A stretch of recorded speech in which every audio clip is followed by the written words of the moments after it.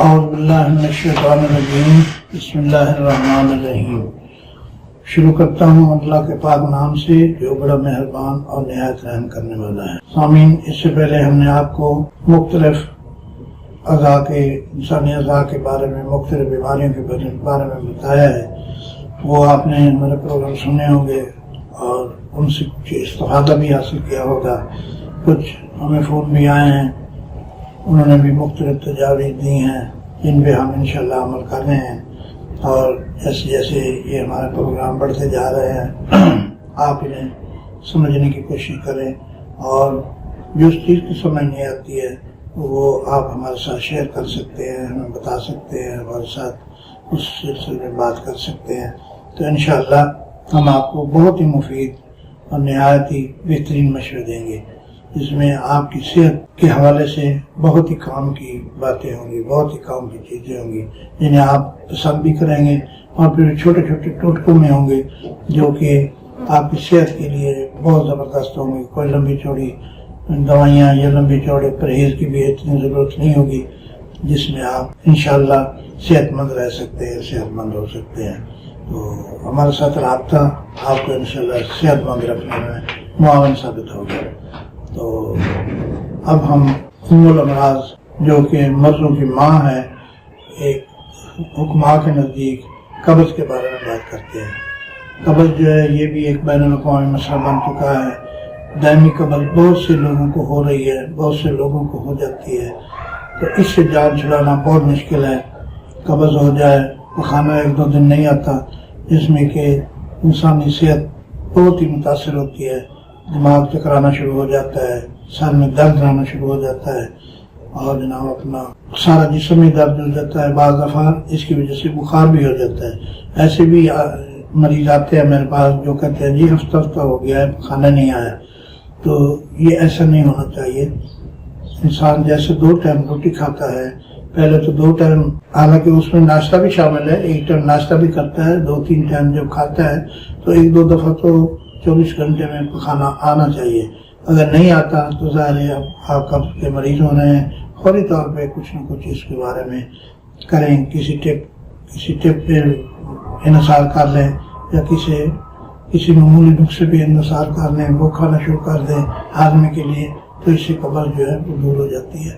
اگر یہ قبض آہستہ آہستہ قبض کی عادت ہو جاتی ہے، اور یہ عادت کس طرح ہوتی ہے، جیسے مثلا آنکھوں کے سامنے بندہ اینک لگا لیتا ہے تو اینک کی عادت ہو گئی، جب تک وہ حالانکہ اسے نظر بھی آ رہا ہو، اس کے باوجود بھی اینک ڈھونڈ رہا ہوتا ہے کہ اینک کہاں گئی میری۔ مطلب قبض سے کئی بیماریاں ہو جاتی ہیں، اور اس کو میں بات کر رہا تھا کہ یہ کیسے ہوتی ہے، کیوں ہوتی ہے۔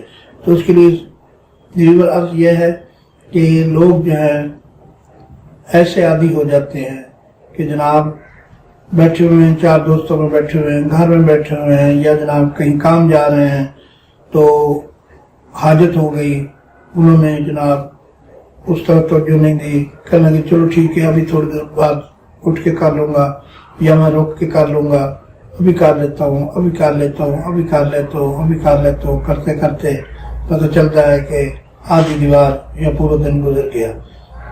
تو اس سے یہ ہوگی کہ حاجت جو ہو رہی تھی وہ آہستہ آہستہ ختم ہو گئی، اور پھر بعد میں اگلے دن پھر سلسلہ شروع ہو گیا، اور اگلے دن کر لیا تو وہ عام معمولی قبض سے آئے گا۔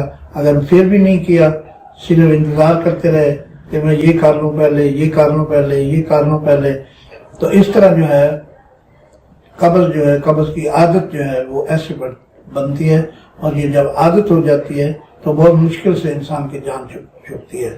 لہذا یہ ہے قبض کے بارے میں۔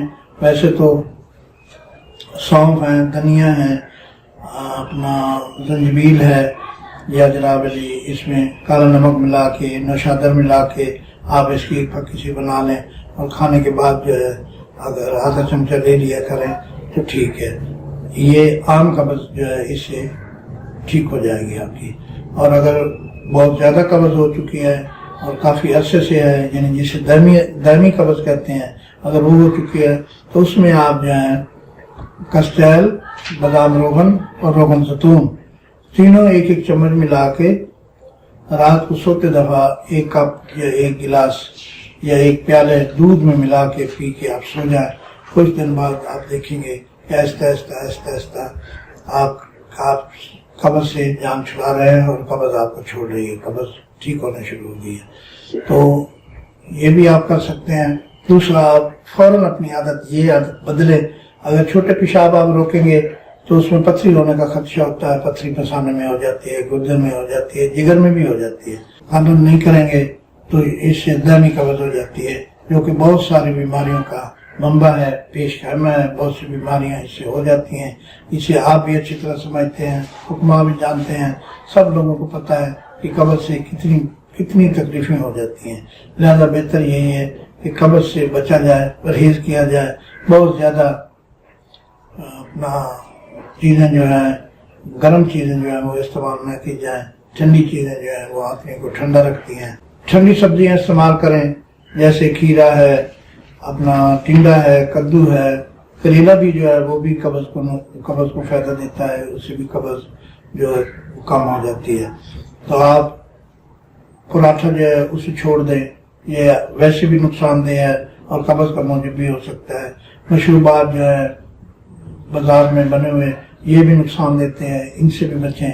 تو آپ جو ہے انشاءاللہ اگر ایسی باتوں پہ عمل کریں گے اور یہ میری باتیں جو ہیں آپ ان پہ عمل کریں گے اور انہیں آپ یاد رکھیں گے تو انشاءاللہ بہت سی بیماریوں سے آپ کی جان چھوٹ جائے گی.